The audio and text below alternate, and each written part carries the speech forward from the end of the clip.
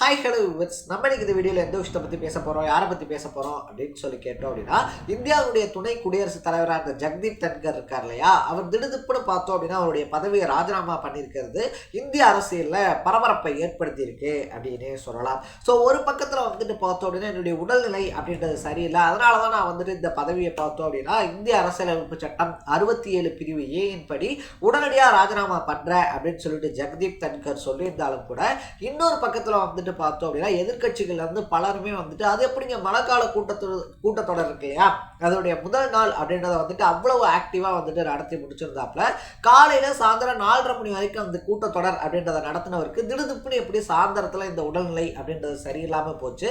இதுக்கு பல அரசியல் காரணங்கள் அப்படின்றது இருக்கு.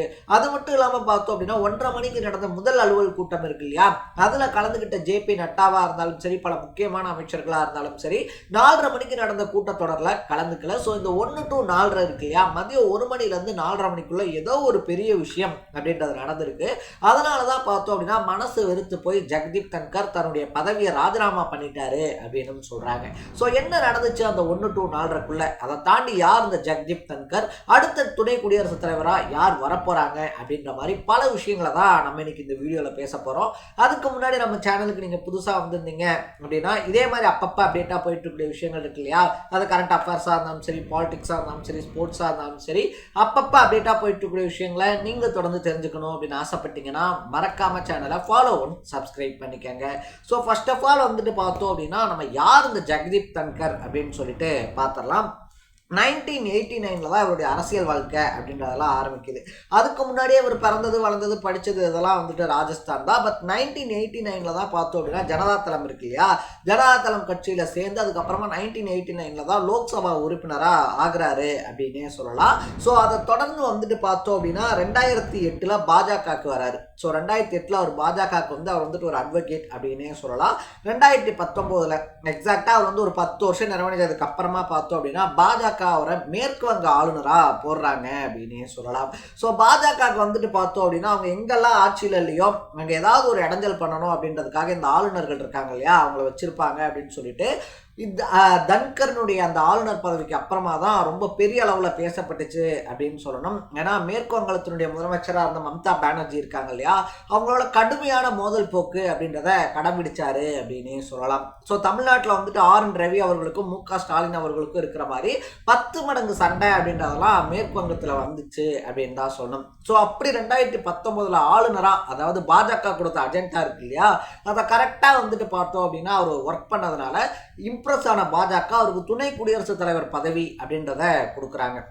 ஸோ துணை குடியரசுத் தலைவர் பதவி இருக்கு இல்லையா, அந்த பதவிக்கு வரவங்க தான் பார்த்தோம் அப்படின்னா மாநிலங்களினுடைய தலைவர் அப்படின்றதுனால அங்கேயும் ஒரு சார்பாக பாஜகவுக்கு சார்பாகவே வந்துட்டு நடந்ததுனால அவருக்கு எதிரான நம்பிக்கையில்லா தீர்மானம்லாம் வரலாற்றிலேயே முதல் முறையாக துணை குடியரசுத் தலைவருக்கு எதிராலாம் கொண்டு வரப்பட்டுச்சு அப்படின்னே சொல்லலாம்.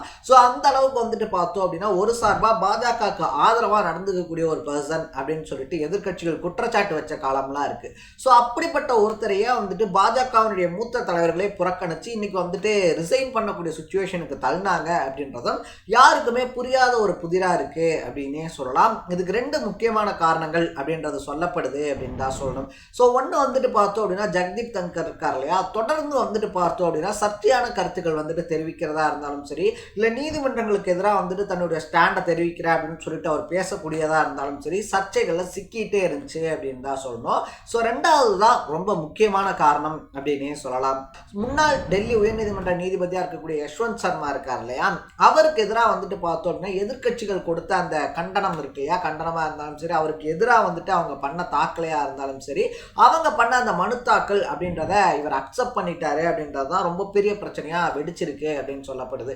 ஏன்னா மக்களவை மாநிலங்களவை 2லையுமே வந்துட்டு பார்த்தோம் அப்படின்னா அரசாங்கமே, அதாவது பாஜகவே வந்துட்டு பார்த்தோம் அப்படின்னா இந்த கூட்டத்தினுடைய சிறப்பு அம்சமா யஷ்வந்த் சர்மா இருக்கார் இல்லையா, அவருக்கு அகைன்ஸ்டா வந்துட்டு பார்த்தோம் அப்படின்னா இந்த தாக்கல் அப்படின்ற வந்துட்டு அதை பண்ணலாம். ஸோ அவருக்கு அகென்ஸ்டாக வந்துட்டு பார்த்தோம் அப்படின்னா இப்படி பண்ணலாம் அப்படின்னு சொல்லிலாம் பிளான் பண்ணியிருக்கும் போது தன்கா வந்துட்டு பார்த்தோம் அப்படின்னா திடுதிப்புன்னு எதிர்க்கட்சிகள் கொடுத்ததை வந்துட்டு முதல் அலுவலர் கூட்டத்தொடரில் பதிவு பண்ணது ரொம்ப பெரிய சர்ச்சையை ஏற்படுத்தியிருக்கு அப்படின்னே சொல்லலாம். ஸோ அவர் எதிர்க்கட்சிகள் கொடுத்ததை ஏற்றுக்கிட்டதுனால வந்துட்டு பார்த்தோம் அப்படின்னா ஆளுங்கட்சியை சார்ந்த பல முக்கிய அமைச்சர்கள் ஜேபி நட்டா உட்பட பலர் வந்துட்டு பார்த்தோம் அப்படின்னா ஃபோன் பண்ணி ஜெகதீப் தன்கா இருக்கார் இல்லையா அவர்கிட்ட கடுமையாக வசைபாடினாங்க அப்படின்னு சொல்லப்படுது. இதனால தான் வந்துட்டு பார்த்தோம் அப்படின்னா அந்த 1 மணிக்கு நடந்த முதல் அலுவலர் கூட்டத்தொடர் இருக்கு இல்லையா அதில் இருந்த ஜேபி நட்டா உட்பட பல முக்கிய அமைச்சர்கள் 4:30 மணிக்கு நடந்த அலுவல் கூட்டத்தில் இல்லை அப்படின்னு சொல்றாங்க.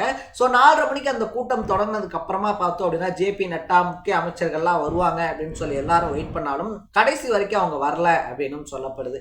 இது மட்டும் இல்லாமல் பார்த்தோம் அப்படின்னா அந்த கூட்டத்தொடர் இருக்கு இல்லையா அது நடக்கவே வந்துட்டு எதிர்க்கட்சிகளுக்கு தன்கா வாய்ப்புகள் அப்படின்றத பேச கொடுத்திருக்காரு.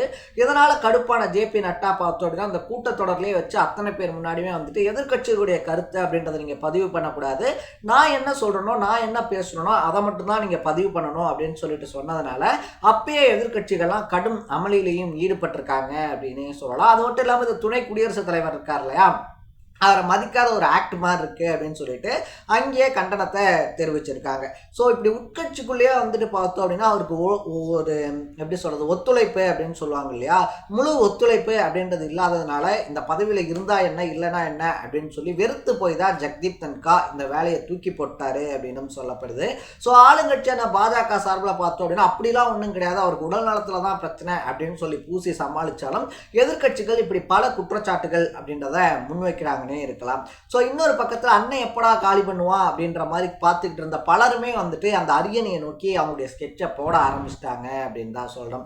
அதுலயும் ரொம்ப முக்கியமா பார்த்தோம் அப்படின்னா நிதிஷ்குமார் இருக்கார் இல்லையா நிதிஷ்குமார் தான் வந்துட்டு பார்த்தோம் அப்படின்னா அடுத்த துணை குடியரசுத் தலைவராக வர்றதுக்கான வாய்ப்புகள் அதிகம் அப்படின்னு சொல்லப்படுது. இன்னொரு பக்கத்துல பார்த்தோம் அப்படின்னா தமிழ்நாட்டை சேர்ந்த ஒருத்தருக்கு ஏன்னா தமிழ்நாட்டில் பார்த்தோம் அப்படின்னா எலெக்ஷன்ஸ்லாம் வர இருக்க காரணத்தினால தமிழ்நாட்டை சேர்ந்த ஒருத்தருக்கு அந்த துணை குடியரசுத் தலைவர் பதவி அப்படின்றத கொடுக்கறதுக்கான வாய்ப்புகள் நிறைய இருக்கு அப்படின்னு சொல்றாங்க. சோ உங்களுடைய பாயிண்ட் ஆஃப் வியூல இருந்து யார் அடுத்த குடியரசுத் தலைவரா வருவாங்க அதை தாண்டி வந்துட்டு பார்த்தோம் அப்படின்னா ஜெகதீப் தன்கா இருக்கார் இல்லையா அவர் துணை குடியரசுத் தலைவர் பதவியில இருந்து விலகினதை பத்தின உங்களுடைய பாயிண்ட் ஆஃப் வியூ என்ன அப்படின்றத கமெண்ட்ல போட்டு இதே மாதிரி அப்பப்போ அப்டேட்டா போயிட்டு இருக்கக்கூடிய விஷயங்கள் அது கரண்ட் அஃபேர்ஸா இருந்தாலும் சரி பாலிடிக்ஸா இருந்தாலும் சரி ஸ்போர்ட்ஸா இருந்தாலும் சரி அப்பப்போ அப்டேட்டா போயிட்டு இருக்கக்கூடிய விஷயங்களை நீங்க தொடர்ந்து தெரிஞ்சுக்கணும் அப்படின்னு ஆசைப்பட்டீங்கன்னா மறக்காம சேனலை ஃபாலோ ஒன் சப்ஸ்கிரைப் பண்ணிக்கோங்க. நாளைக்கு இதே மாதிரி இன்னொரு இன்ட்ரெஸ்டிங்கான வீடியோட சந்திக்கலாம். Tada.